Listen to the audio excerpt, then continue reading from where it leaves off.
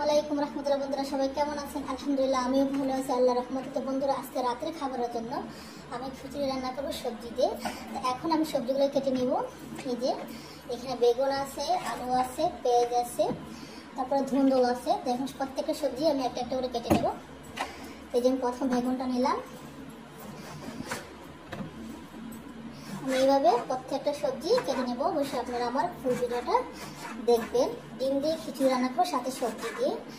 তো বাট আমি সবগুলো সবজি দিয়ে কেটে বেগুনটা আমি কেটে নিচ্ছি। তো এই যে বন্ধুরা এখন আমি ফুলকপিগুলো কেটে নিচ্ছি।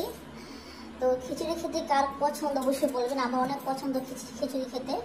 অবশ্যই খিচুড়িটা যদি বৃষ্টির দিনে হয় তো আরও মজা। ঠান্ডার দিনে বৃষ্টির দিনে খিচুড়ি খুব মজা হয়। তো আমি মাঝে মাঝে খিচুড়ি করে খাই, তো আমার খিচুড়িটা খুব পছন্দের। আমি খিচুড়ি রান্না করে খাই।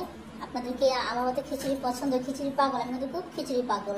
সবজি হোক, মাংস হোক, বাট মাছ হোক, ডিম হোক, সব আমার খিচুড়ি খুব পছন্দ। আমি অনেক সময় ডিম রান্না করি, অনেক সময় সবজি, যখন যেটা হাতে থাকে বুঝলেন তো, যখন যেটা পাই সেটা দিয়ে রান্না শুরু করে দিই।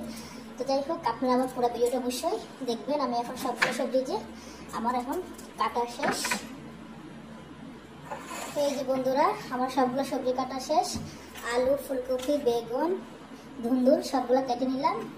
আর এই যে আমি পেঁয়াজটাও কেটে নিচ্ছি। এখন আমি চলে যাব রান্না করতে। আমি সবগুলো ধুয়ে নিচ্ছি। ভিডিওর সাথেই থাকুন, দেখতেই থাকুন।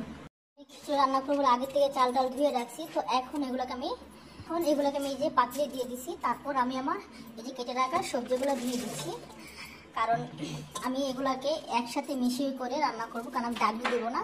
আমি হাতে মাখিয়ে এই যে পেঁয়াজগুলো দিয়ে দিচ্ছি। এবার আমি প্রত্যেকটা মশলা দিয়ে দিই। তো এই যে বন্ধুরা এখানে আমি সব জাতের মশলা দিচ্ছি, তেল টুল দিয়েছি। তো এখন আমি যে হাতে মেখে নিব, কারণ আমি হাতে মাখিয়ে তারপরে পানি দিয়ে চুলাতে বসিয়ে দিব।